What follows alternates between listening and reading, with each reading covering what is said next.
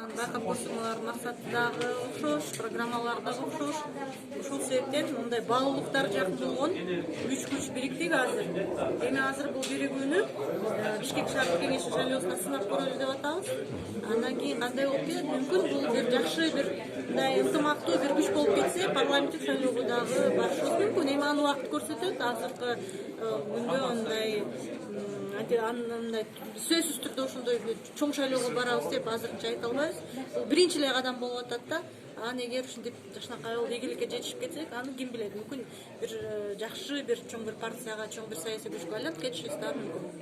Азыр эми ушул Чүчү Булакта реформа партиясы жеңип чыкты десек болот. Мындан ары ушул реформа партиясын жетектеген киши, мисалы, сиз төрайымдык кыласызбы ушул?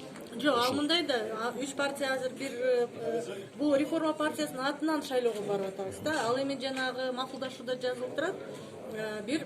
Биз шайлоо бирикмесин түзүп атабыз депчи. Шайлоо бирикмесинин өзүнүн жетектөөчү органы болот. Бул да реформа партиясынын политсовети ушул биригүүнү бийлейт дегенди түшүндүрбөйт. Бирикменин өзүнүн жетектөөчү органы болот. Ал жерге 3 партиянын тең мүчөлөрү кирет. Бул бирикме толугу менен реформа партиясына баш ийет дегенди түшүндүрбөйт. Реформа партиясынын аты менен шайлоого барып атат да, биз ага мажбур болуп атабыз. Анткени шайлоо блоктору мыйзамда көрсөтүлгөн эмес да, шайлоо блок болуп биригип бир блок болуп барыш мүмкүн эмес. Бир партиянын атынан барыш керек. Ошол себептен реформа партиясынын атынан барабыз, бирок бул толугу менен ошо реформа партиясы бийлейт, реформа партиясы айткандай болот дегенди түшүндүрбөйт. Ал ошол неменин бирикменин өзүнүн немеси болот, жетектөөчү органы болот да. Анан ошол нерсенин баарын чогуу чечебиз, сөзсүз түрдө баланс болот. Эгерде реформа партиясынын атынан чыгып аткандан кийин, демек тизменин лидери башка партиядан болушу мүмкүн. Иши кылса, мындай тең салмактуулукту сактаганга аракет кылабыз да. Демек биригүүдө бир лидер болбойт, бириккенде Жок, биригүүдө баягы эми бул жерде 3 бөлө лидерлер болушу мүмкүн да. Партиянын жетекчилери, лидерлер болушу мүмкүн. Бирок тизмеде сөзсүз түрдө, мисалы, биринчи болуп реформа партиясынын төрайымы турат деген түшүндүрбөйт да. Тизменин өзүнүн лидери болот. Эми 3 күч биригип аткандан кийин сөзсүз түрдө баланс болуш керек да.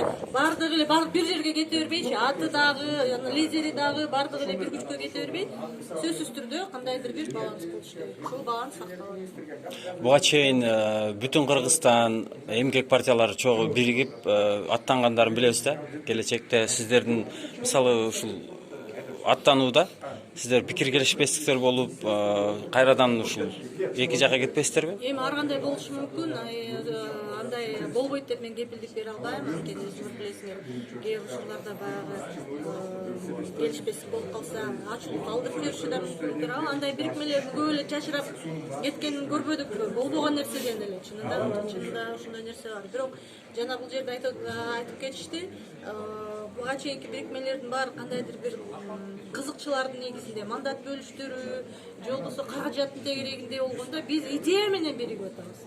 Биз идея менен биригип атабыз. Анан эми шайлоо деген кандай болбосун көп каржыны талап кылат экен. Ал жагын немеге келишимге жазылды. Ошо 3 партия тең мындай бирдей катышат депчи.